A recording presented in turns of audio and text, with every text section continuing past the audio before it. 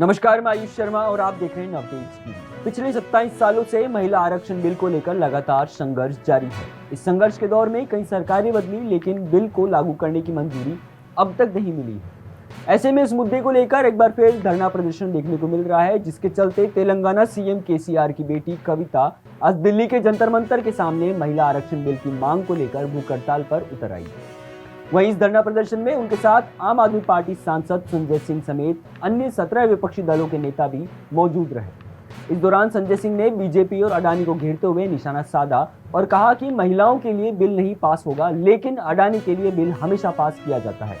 आपको बता दें कि कविता ने संसद के बजट सत्र में महिला आरक्षण बिल की मांग करते हुए कहा कि महिला आरक्षण बिल जरूरी है और इसे जल्द लागू कर देना चाहिए। मैं आपसे वादा करती हूं कि जब तक विधानसभा और लोकसभा में महिलाओं को 33% आरक्षण नहीं मिल जाता है, तब तक यह प्रदर्शन नहीं रुकेगा। हालांकि दिल्ली पुलिस ने धरना देने की परमिशन नहीं दी थी, जिस पर कविता ने अपना पक्ष रखते हुए कहा कि परमिशन पहले दे दी गई थी, अब अचानक इसे रद्द कैसे किया जा सकता है। मैं इस बारे में पुलिस से बात करूंगी। इतना ही नहीं, कविता ने सरकार के किए वादों पर भी सवाल उठाते हुए कहा कि भाजपा ने 2014 और 2019 के चुनाव में महिला आरक्षण बिल का वादा किया था, लेकिन अब इस पर भाजपा बात भी नहीं कर रही है। एक तरफ से एक लात, दूसरी तरफ से दूसरी लात पड़ रही है।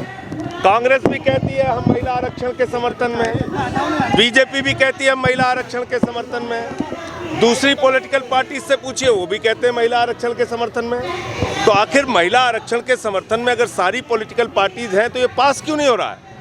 8 साल पहले 2014 में जब चुनाव लड़े थे हमारे प्रधानमंत्री आदरणीय नरेंद्र मोदी जी, बीजेपी ने अपने मैनिफेस्टो में ये बात कही है कि हम विमेंस रिजर्वेशन बिल के पक्ष में हैं। आखिर आज तक क्यों नहीं ये बिल पास हुआ? ये सबसे बड़ा सवाल है। आपके पास न स्वास्थ्य के लिए काम करने का समय है, 2% बजट रखते हैं देश का, एजुकेशन का बजट 2% रखते हैं, डीजल पेट्रोल का दाम बढ़ाते हैं, गैस के सिलेंडर का दाम बढ़ाते हैं, महंगाई बढ़ाते हैं, रोजगार देने का समय नहीं, अग्निवीर योजना ला के देश की सेना को कमजोर करते हैं, नौजवानों को बेरोजगार करते हैं, महंगाई आसमान पे पहुंचाते हैं, आटा दाल चावल सब पे आपने टैक्स बढ़ाने का काम किया। आपके पास सिर्फ एक काम है मोदी जी, विपक्ष के लोगों को गिरफ्तार करो और उनको जेल में डालो।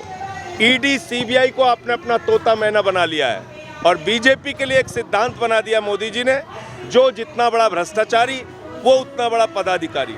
हेमंत विश्व शर्मा पे वाटर घोटाले का आरोप लगाते हैं, उनको सीएम बनाते हैं। व्यापम घोटाले का शिवराज सिंह पे आरोप लगता है, उनको सीएम बनाते हैं। येदियुरप्पा पे माइनिंग घोटाले का आरोप लगता है, उनको सीएम बनाते हैं। नारायण राणे पे लैंड स्कैम का आरोप लगता है, उनको केंद्र में मंत्री बनाते हैं।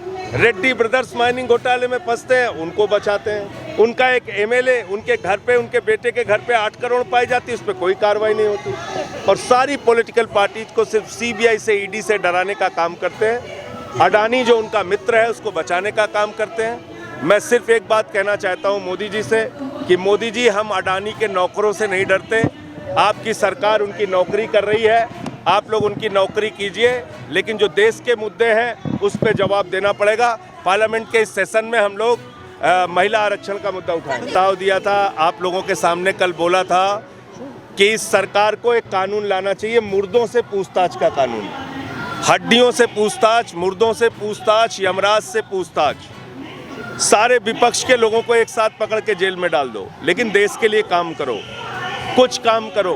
तुम्हारी तानाशाही को जब संतुष्टि मिल जाए मोदी जी, तो देश के लिए काम करो। तेजस्वी यादव पर कार्रवाई, विपक्ष के सारे लोगों पर कार्रवाई निंदनीय है, लेकिन मोदी जी को सुनना नहीं, उनको जो मन में आता वही करना है। फिलहाल के लिए इतना ही। देश और दुनिया की तमाम खबरों के लिए देखते रहिए नवतेज टीवी।